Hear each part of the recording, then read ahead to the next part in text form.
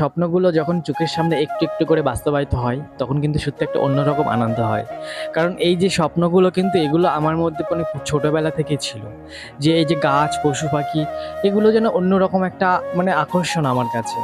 তো যাই হোক দেখো কত সুন্দর, সুন্দর সব ফুল ফুটে আছে গাছে।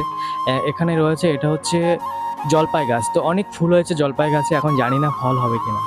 তো ছাদটা কিন্তু এখন পুরো সাজানো গোছানো ঝলমল করছে। তো আজকের যে ছাদ বাগান মানে আমার ছাদে যে গাছ রয়েছে যে পরিমাণ,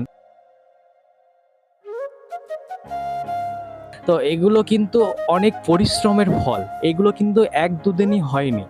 তো এর পিছনে কিন্তু অনেক পরিশ্রম করতে হয়েছে। মানে সময় দিতে হয়েছে, টাকা খরচ হয়েছে। মানে সব দিক থেকে কিন্তু কিছু না কিছু মানে ইনভেস্ট করতে হয়েছে।